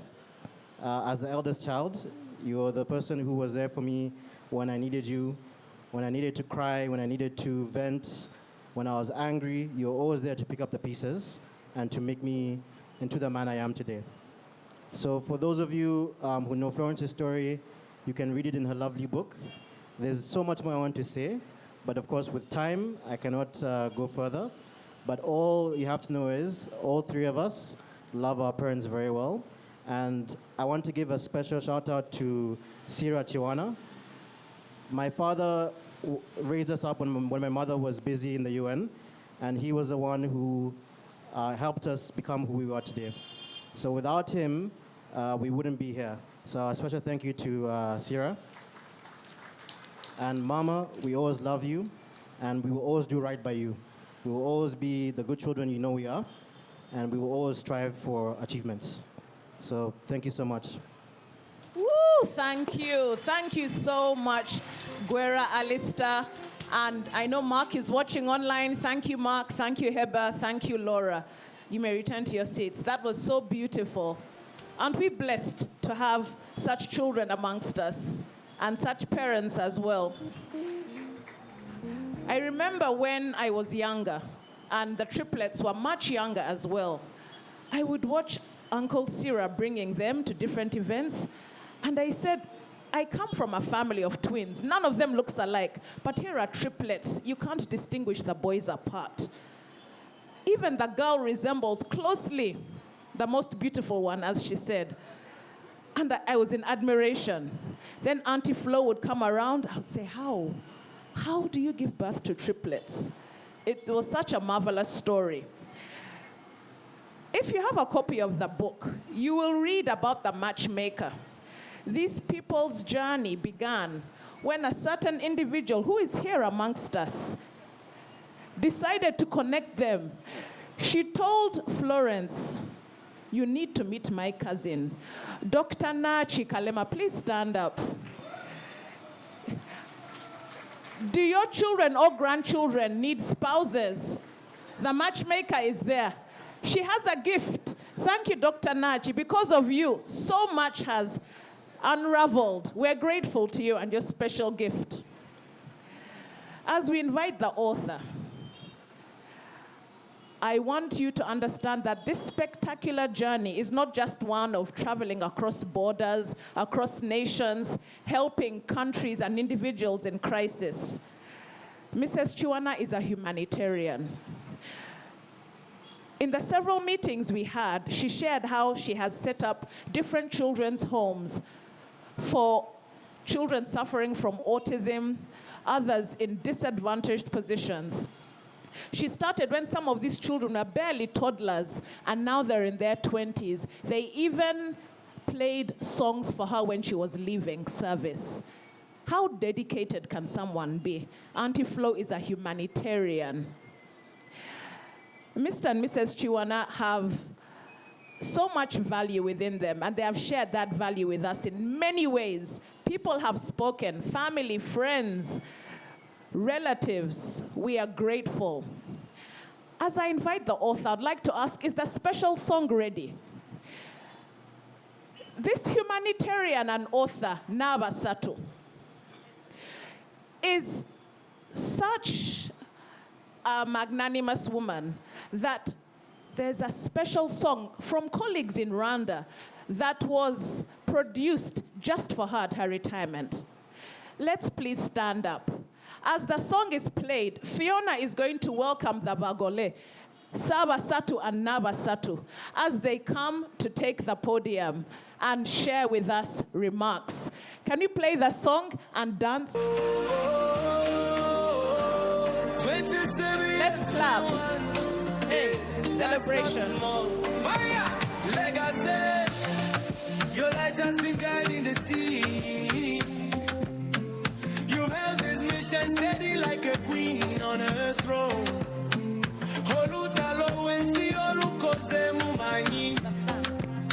You fought with grace, ngamugole atambulira mumanyi bomba maflow. Strength and peace, mama flow.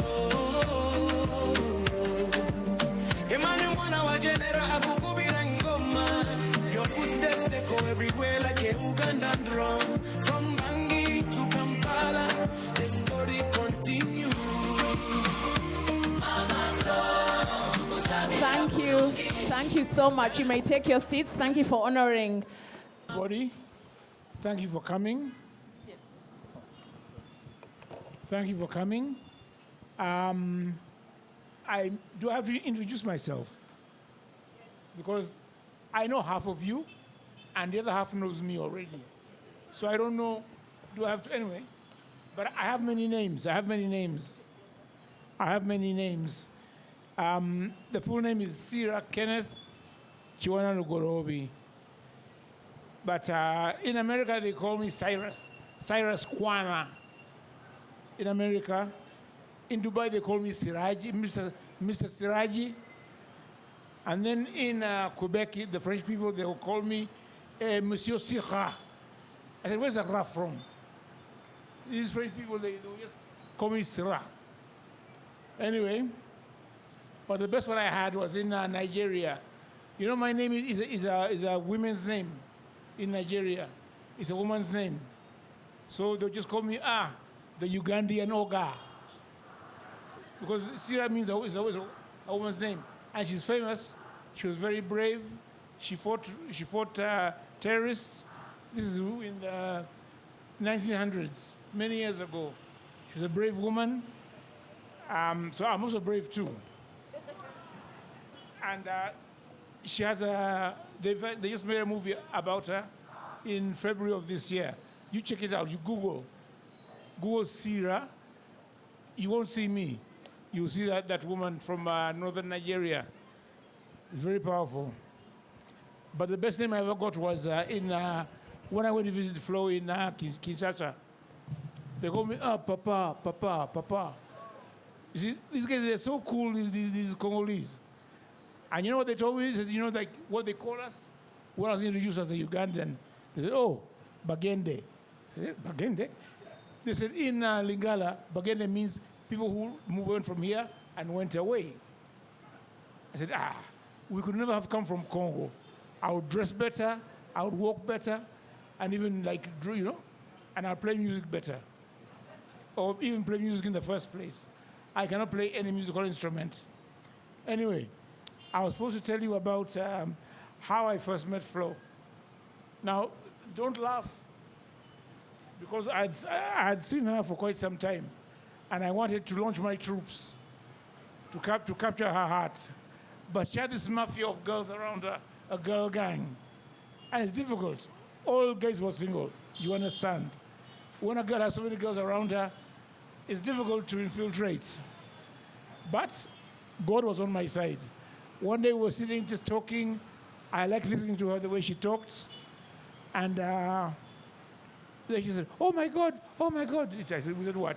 I locked my keys in the car. So, you know, you have to break the window to open the door. And those days, there were no spare parts. You'd rather you have to buy the whole door. You couldn't just buy a window. So anyway, I had a friend of mine who I won't mention, because he said, these Japanese cars, they're so easy. They're very easy to break into. So he just gave me a wire, and that's it. So I got the wire from the venue where we were, and we went to the car. But everybody at the party followed us. And they were watching. You know how Ugandans like watching to see what's happening. Problem was, like the guy said, you see, this is what I was telling you, you have to cover me. They'll think I'm a thief. If I walk alone, I'm a thief. But if you can just block their view like this, I can open this door without breaking the window. So he put his hand on the window and pulled it down, just by pressure. Then he put the wire through the open part. It went down and he pulled up, you know those cars those days, they had this, those knobs you just press up and down. He pulled up the knob, opened the door, and someone was so happy. They were so happy, they said, you guys have saved me, you've saved me. You come DHL tomorrow, I'll give you a free shipment. So me, I said, is that right? Hey, I want more than a free shipment, but I went, I said, this is my chance. Because now the girl gang is not there to protect her. I will even be able to talk to her, to convince her. And that's where I started my campaign. Not so? Yeah. Now, you wonder why this story happened. So much has happened to her, and me also. Our lives have been full of so many different things. But like, you know, when you have an experience like hers, it's like a pressure cooker. You have to lift, otherwise it will explode by itself. You have to lift the lid and, you know? So that's why she wrote, because she has so much to write, so much to write. Even me, I've got things to write, but mine are more difficult, because her story is true. But if I make my story true, there's some people who may go to jail. So I just change it. I just change all the names. I change all the names. So no one can say, hey, you were talking about me. I'm going to sue you. No. I didn't say your name. Because the Americans, they have a proverb. A guilty mind needs no accuser. So if you know you're guilty already, you don't need to be accused. So someone just mentions something, say, hey, you're talking about me. So those I just left. Anyway, I'd like to end with a quote from the Bible, Proverbs. It says, you will succeed not only because of your own skills, but because God gives you his grace. And that's what God gave Florence. Not so?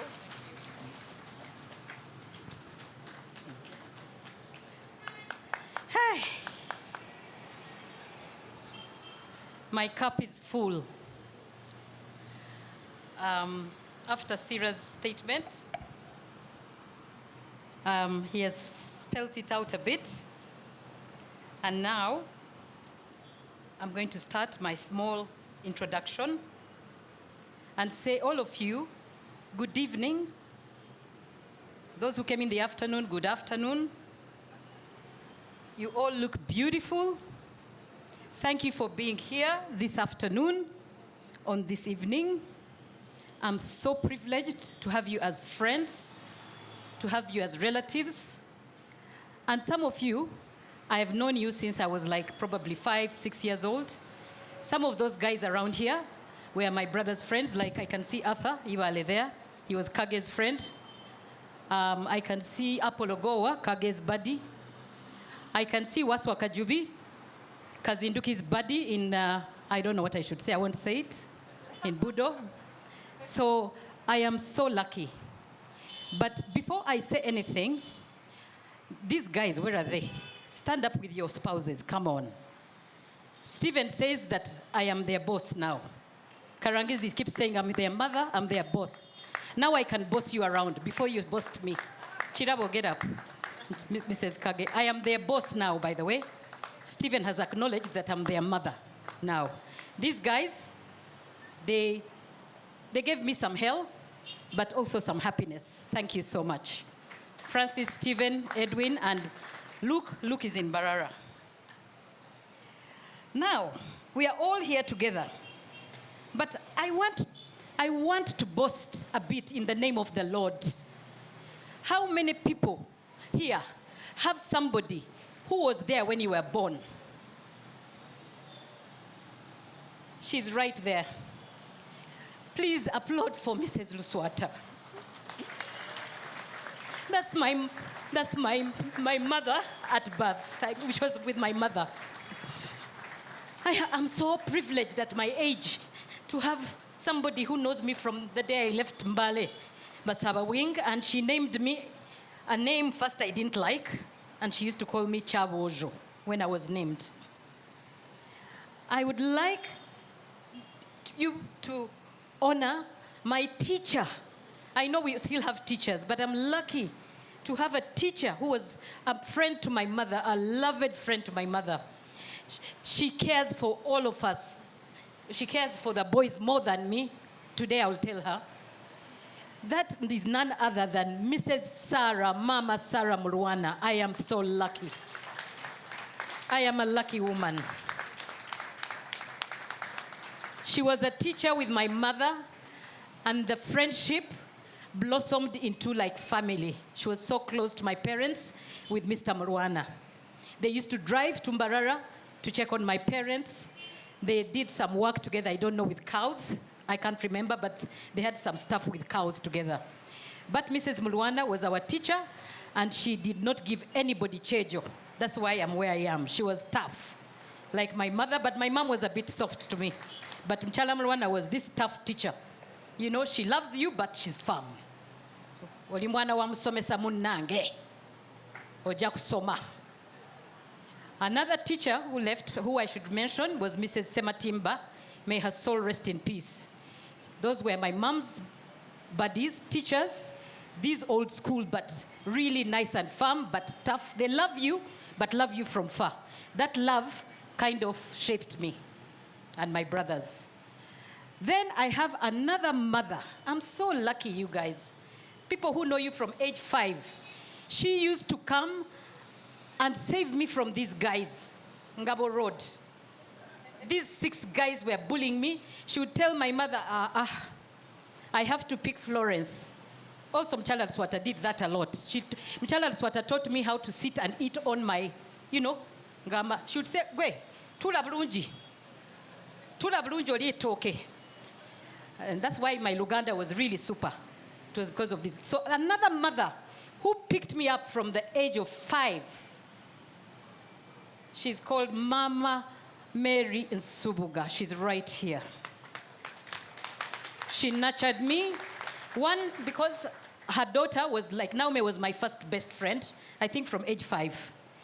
And she would tell my mother, these boys are bullying her.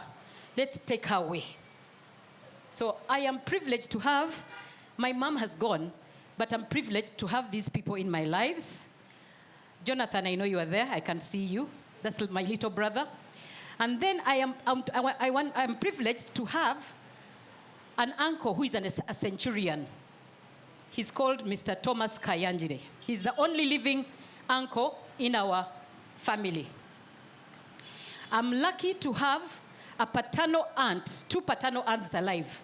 One is Mrs. Deborah Karejesa Karekaho. She's actually around, but she couldn't come. The other is Mrs. Elizabeth Ngorano, who is also not here right now. And then last of all, somebody who took care of me, kept an eye on me. I was naughty. I was a bit naughty. But I was a bit strong-headed, and she understood me. She's here. Auntie Joy Mawenu. God bless you. She nurtured me. She sometimes protected me from Mom. I did very many naughty things, and I was always worried she's telling Mom. She never did. I still can't believe how she didn't do it. Thank you, Auntie Joy. Okay, we go back to the book. This memoir is written from my heart. Having been in quarantine while at mission, in 2020, I found this intriguing to write a book after 2 main persons, namely Anne Awori. Are you here? She's here. And Laura Bossa, who gave a testimony. They kept nudging me, Flo, please write your story. They knew about my story. They knew about my struggles. They knew about my happiness. They knew about my children. It later turned out into a joke. Every episode, the 2 would remind me, Flo, this must be in one of the chapters. Ha, ha, ha. That's Anna Worry. Laura would call me from Sudan. Flo, I saw you doing this at work. This must be in one of the chapters. This was in relation with my extensive work travels and constant phone chats with my husband, Sira.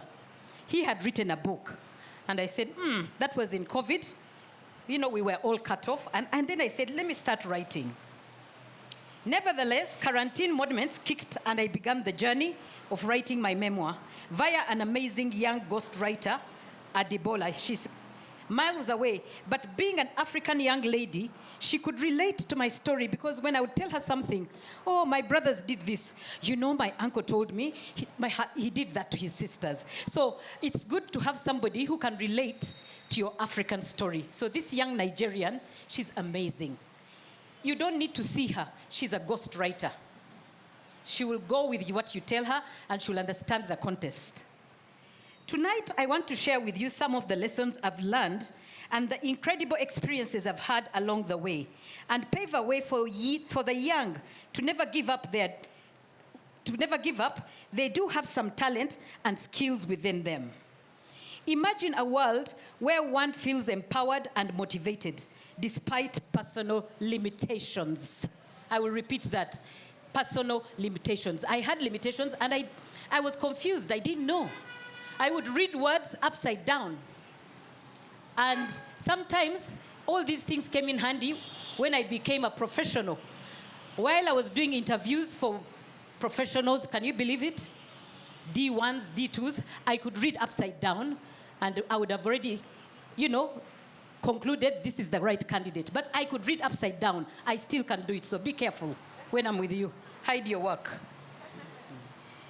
Education is not about learning facts, but also learning skills to navigate life. Please enjoy the memoirs, one drop at a time. I must mention some colleagues present in the gathering. Some have also retired. I don't know if Richard Munyaneza is here. He was finance officer with me in Regional Office Kampala and Khartoum, 2004. And then there was this man called Emmanuel Tumsime Ruhesi, who I discovered later, Khartoum and Regional Office Kampala. Emmanuel, please, Ruhesi, stand up for recognition. And then there is somebody called Miriam Mulira, my ride or die, Kinshasa. Where is she? Miriam Mulira. There she is, that one. She used to call me auntie, and I would tell her, please stop. I'm not auntie here. So she was my ride or die in Kinshasa, and Twani remembers her. Twani, she entertained you, I think, in Kinshasa. Yes, she did. There she is. No, but Alexis, I don't know if you're here. He's from Côte d'Ivoire. I don't know if he made it. He was supposed to come. And all those colleagues, they're all watching, by the way. They didn't work. Hey, guys, they didn't work. The ones in Bangui, they're 2 hours behind. They are all switched on. I thank you all from the bottom of my heart. Je connais, tu écoutais. Merci beaucoup. Tu travailles avec moi. Merci, colleagues. Merci.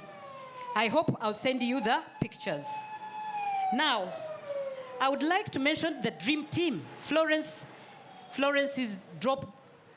You know, this book is amazing because these children picked so much interest. These children are my brother's children. These children are friends to my brother's children. Nakayenga Louise, is she here? Nakayenga Louise is a best friend to my niece, Phyllis, from when they were little. So Naume, you and I, we kind of have the same. Phyllis has a friend she's had from when she was little. Then Beverly is right here.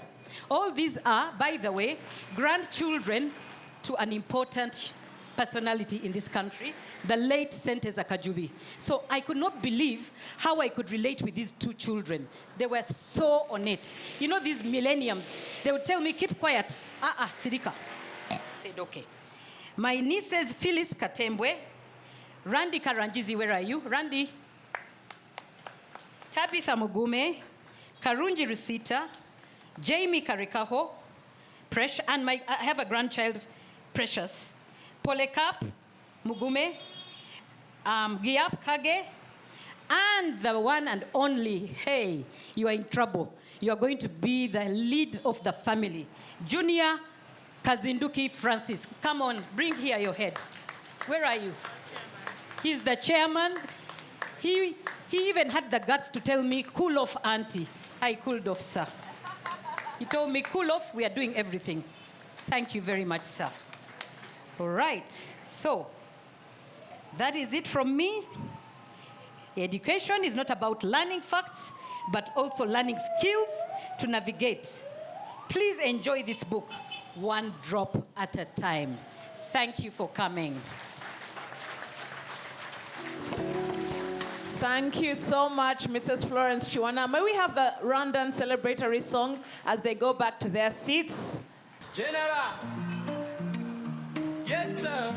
Yes, sir. From Rwanda to Uganda, neighbors forever. Mama Flo. Thank you. 27 years we won.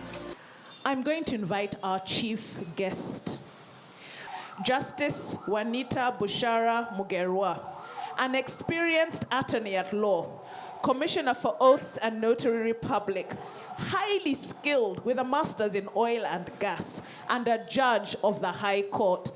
May we stand and give her resounding applause as our chief guest arrives to deliver her remarks and launch the book.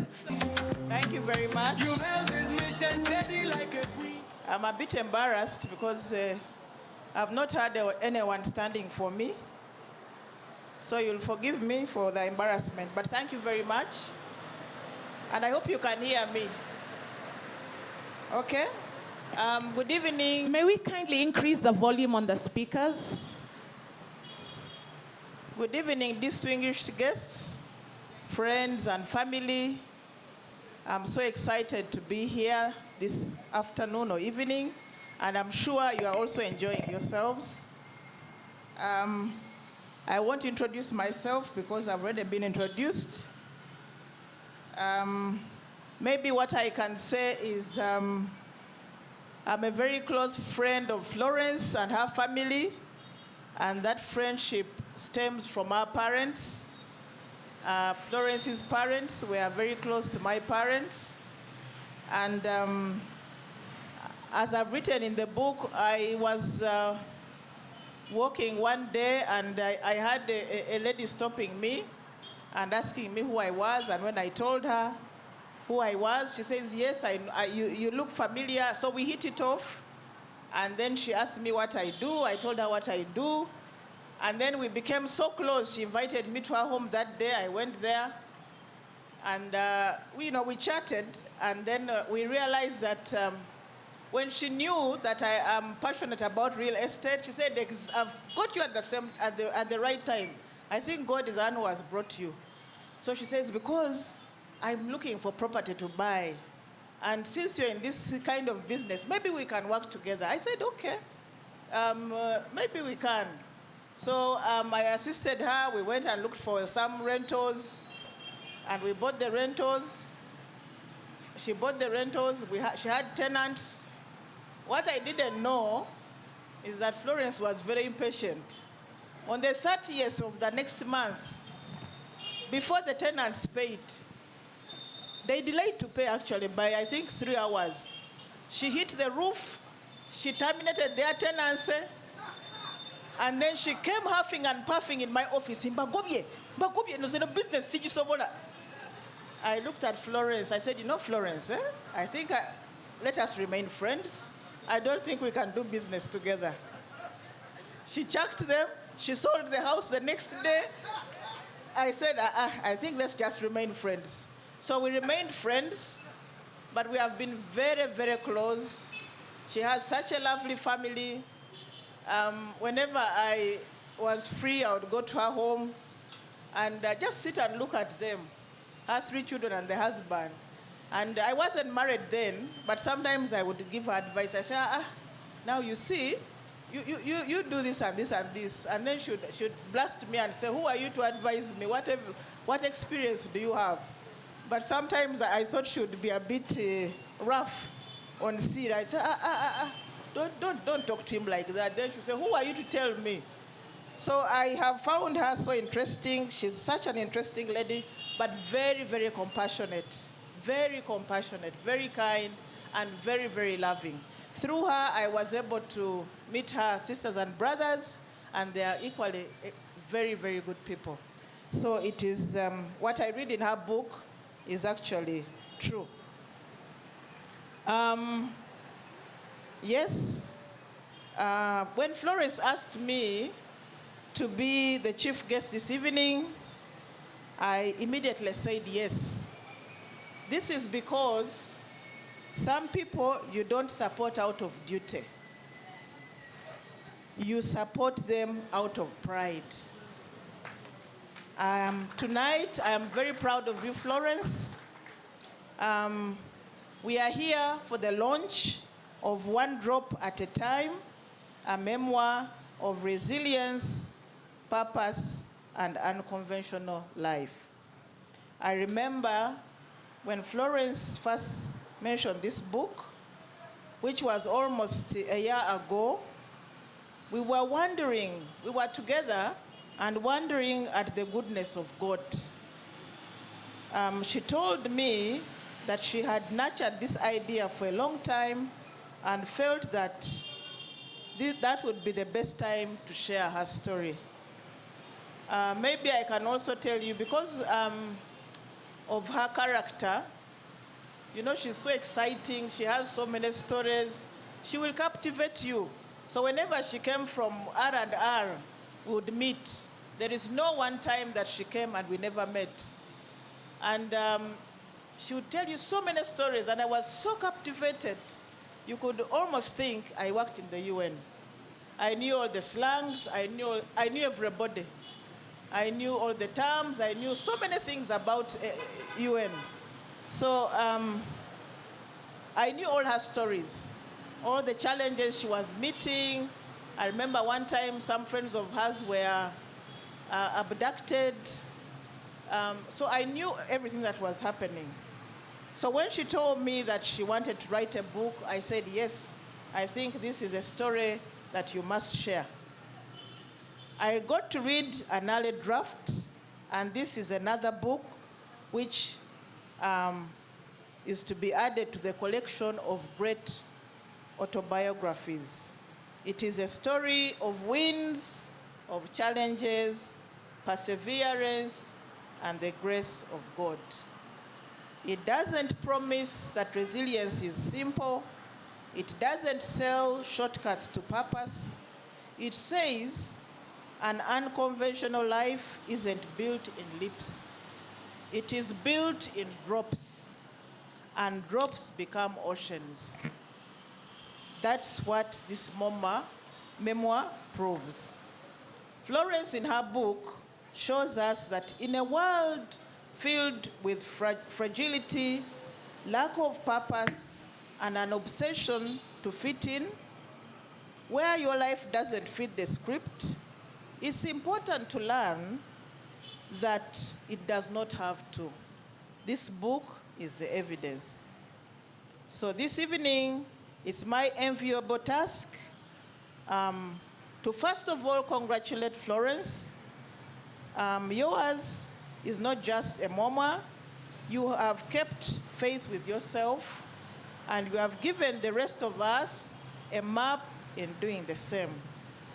My second task is to launch this book, and by the authority vested in me as your dear friend, who has shared a great part of your adult life, I now declare, one drop at a time, a memoir of resilience, purpose, and unconventional life officially launched. As you stand, the chief guest is going to sign a copy of the book as I invite the author to her side. I will do the same. Photographers, please.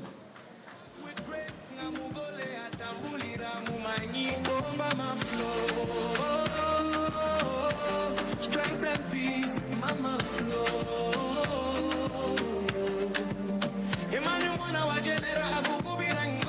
Thank you, chief guest. May I ask the author to also sign her name and Mr. Kiwana, after which I'll invite Honorable Dr. Miriam Matembe and Mr. Matembe to also sign. In the process, one of my brothers has said she controls us, and she really does. To compliment or to oppose what Mrs. Matembe said, I saw on the screen somebody whom I quote. He said this word in Runyankore, but I'll try to translate it.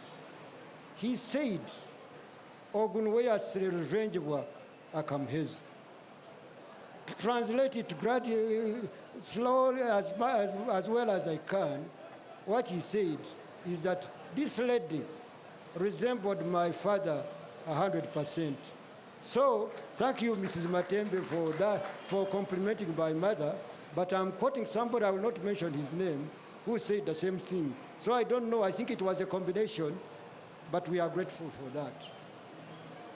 It's very difficult to mention names, but I'll summarize. But as I summarize, Florence, I'm jealous, come, Dr. Kayondo. I'm glad that you meet my brother in spirit. S1 at Budo was my best man. I'm his best man. And we have been together all the time. So Florence, you are not alone. You are However, when dinner is almost ready, when you have stayed for so long, and I come from Mankole, where speeches don't end, but this time I'll try to be as brief as possible. By appreciating, first of all, a little history. It was mentioned. She says it in her book. Our parents were not the most privileged, but they had very good helping hands. And it was a miracle that their potentials were recognized. And as some people are saying, they were able to fit in the society like others. We also had a miracle that they used that advantage to help society. That advantage, the luck comes to the prepared. I think that's where it started. From our parents, they bore us, and as Florence writes in her book, maybe we were a bit hard on her because the parents were very soft on her. But, but eventually, it has helped. So there are many people to thank, but we begin with those. Then we thank the luck that Florence had to meet Sarah, her soulmate, and they really got together. We really thank God, and your offsprings. Don't forget to thank us also, because we really played a part in it. So, the workmates, the schoolmates, all those who are with us physically and electronically, I sincerely thank you. Thank you for being a friend of Florence. Before I end, this is direct to you, Florence. One drop at a time. Your friend said you are a bit impatient. As Mrs. Matembe said, your mother looked after an estate for so many years. And this is one of the things that will teach you patience. As such, I want in a few years' time to come, you add another drop. But I'm giving you a cow. Today, I want you to come and help me look after cows. And I look forward to seeing you adding another drop by joining me in real life. You have left that one, you come to our border society and immerse yourself in it. It has not hurt me, it will not hurt you. With those many words, have a good night and continue being friends. In Runyankoye we say, Rukundo egumeho. Thank you. Thank you. Thank you so much. I think I'm a prophet. I told someone is going to give a cow. And indeed, Dr. Mugume has given a cow. Thank you so much, Dr. Mugume.